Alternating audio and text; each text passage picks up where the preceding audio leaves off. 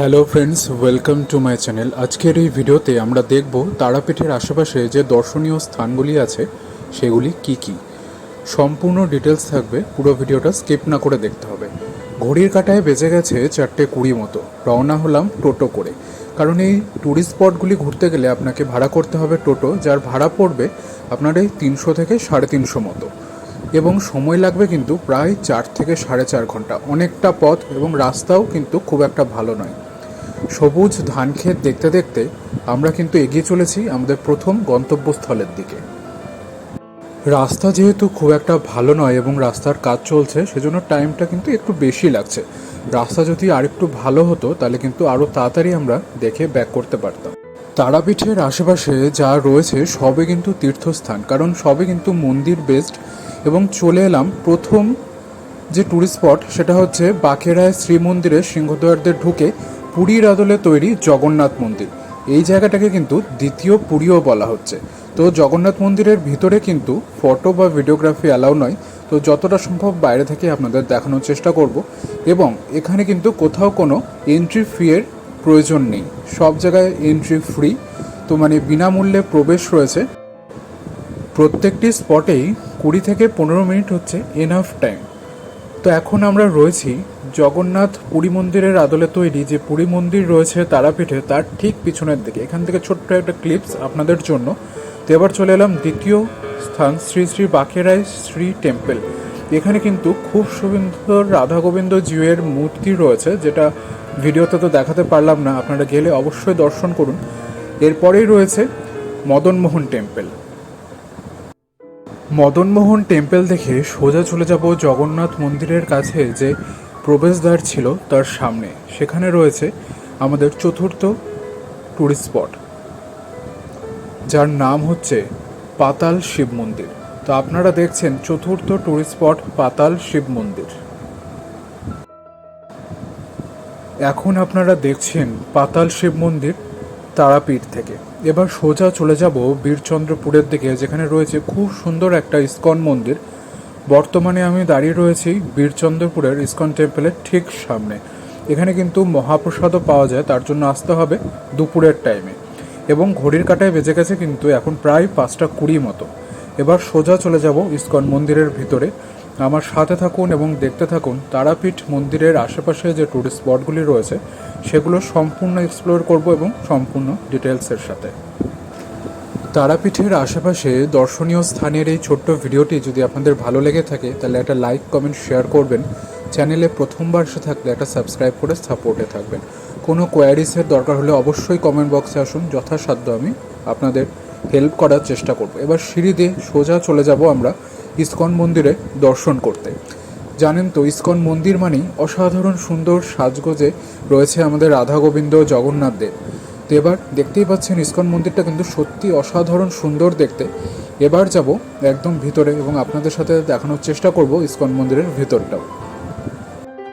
ISKCON মন্দিরের timing সম্বন্ধেও কিন্তু এখানে দেওয়া রয়েছে, কোন সময় কোন আরতি হয় এবং কখন যে টাইম টেবিল রয়েছে সব কিছুই কিন্তু দেওয়া রয়েছে চার্ট বোর্ডটিতে। এবার সোজা আমরা চলে যাব একদম ইস্কন মন্দিরের সামনে। এবং ইস্কন মন্দিরের প্রাঙ্গণে ঢুকেই অসাধারণ একটা ফিলিং। এত সুন্দর দেখতে এই ইস্কন মন্দিরটা বীরচন্দ্রপুরে না আসলে হয়তো প্রচণ্ড মিস করতাম। এবং যারা আপনারা তারাপীঠ আসবেন অবশ্যই এই বীরচন্দ্রপুরের এই ইস্কন মন্দিরে একবার হলেও আসবেন। অসাধারণ সুন্দর এই ইস্কন মন্দির। আধ ঘন্টা তো নিমেষে আপনার কেটে যাবে এই ইস্কন মন্দির দেখতে দেখতে। এবার পালা সিঁড়ি দিয়ে উপরে ওঠার মুহূর্তেই রয়েছে কি সুন্দর বিষ্ণুদেবের মূর্তি, আপনারা দেখতেই পাচ্ছেন আমার এই ভিডিওতে। অসাধারণ সুন্দর কিন্তু বীরচন্দ্রপুরের এই ইস্কন মন্দিরটি। তারাপীঠ আসলে এখানে কিন্তু আসতেই হবে, এতটা সুন্দর রয়েছে। আপনারা আসলেই বুঝতে পারবেন কতটা সুন্দর এই বীরচন্দ্রপুরের ইস্কন মন্দির। এবার ধীরে ধীরে আমরা প্রবেশ করছি বীরচন্দ্রপুরের ইস্কন মন্দিরের ঠিক ভিতরে। ভিতরটাও কিন্তু আরও সুন্দর এবং যে মূর্তি রয়েছে, সত্যি ইস্কন মন্দিরে আসলে কিন্তু প্রাণটা জুড়িয়ে যায়। এত অসাধারণ সাজ এবং ঠাকুরের এত অপূর্ব রূপ আপনারা দেখলেই বুঝতে পারবেন। তো আপনারা দেখছেন তারাপীঠের বীরচন্দ্রপুরের ইস্কন টেম্পল।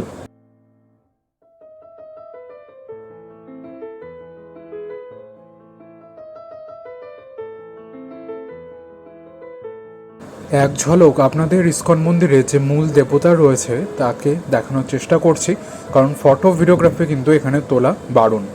তো আপনারা দেখছেন তারাপীঠের বীরচন্দ্রপুরের ইসকন টেম্পল। অসাধারণ সুন্দর সাজে কিন্তু রয়েছে আমাদের মদনমোহন এবং রাধা গোবিন্দ। দর্শন করে বেরিয়ে গেলাম এবং এখানে কিন্তু ইসকন মন্দিরের কিন্তু আপনারা গেস্ট হাউসও পেয়ে যাবেন। দেখতেই পাচ্ছেন প্রচুর টোটো দাঁড়িয়ে রয়েছে। এখানে কিন্তু সবাই এই তারাপীঠের দর্শনীয় স্থানগুলি ভ্রমণ করে এই টোটো করেই। তো আবার টোটো করে আমরা চলে যাব আমাদের পরবর্তী ট্যুরিস্ট স্পটের দিকে। দেখতেই পাচ্ছেন সন্ধ্যা হতে চলেছে এবং লুকটা কিন্তু অসাধারণ সুন্দর লাগছে এই সময়। এবার পালা আমাদের পরবর্তী গন্তব্যের দিকে এগিয়ে যাওয়ার।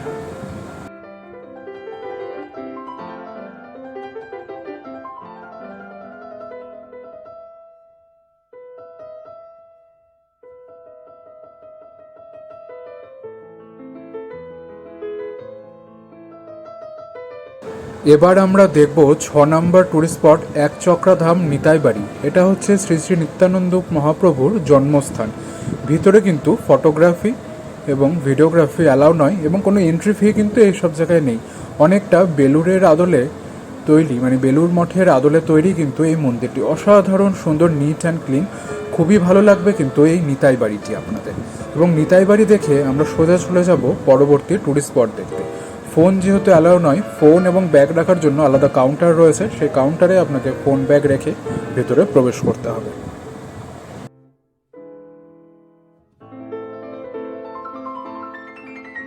এখন আমরা দেখব 7ম ট্যুরিস্ট স্পট শ্রী চৈতন্য সরস্বত সংঘ। এর ভিতরেও কিন্তু ফটোগ্রাফি বা ভিডিওগ্রাফি অ্যালাউ নয়। এখানে কিন্তু বেশিরভাগ ট্যুরিস্ট স্পটের যে মন্দির রয়েছে তার প্রধান দেবতা হচ্ছে রাধা গোবিন্দ। এখানেও কিন্তু আমরা দর্শন করব রাধা গোবিন্দর এবং এখানেও কিন্তু ফটোগ্রাফি ভিডিওগ্রাফি অ্যালাউ নয় এবং কোনো এন্ট্রি টিকিট নেই। ঘড়ির কাঁটায় কিন্তু 6টা বেজে পেরিয়ে গেছে। দেখতেই পাচ্ছেন সন্ধ্যা হতে চলেছে। অনেকটা রথের আদলে তৈরি কিন্তু এই মন্দিরটি। এবং এখান থেকে সোজা চলে এলাম রাধা রাসবিহারী টেম্পল। এখানেও কিন্তু ফটোগ্রাফি অ্যালাউ নয়। এখান থেকে সোজা চলে যাব নিধুবন, এখান থেকে চলে যাব পরবর্তী দর্শনীয় স্থান নিধুবন, যার উল্লেখ রয়েছে মহাভারতে। তো বর্তমানে আপনারা দেখছেন 9 নম্বর ট্যুরিস্ট স্পট নিধুবন। এখানেও কিন্তু কোনো এন্ট্রি টিকিট নেই, কিন্তু ভিডিওগ্রাফি ফটোগ্রাফি এখানে অ্যালাউ নয়। তো সোজা নিধুবন দেখে আমরা বেরিয়ে যাব পরবর্তী ট্যুরিস্ট স্পট দেখতে।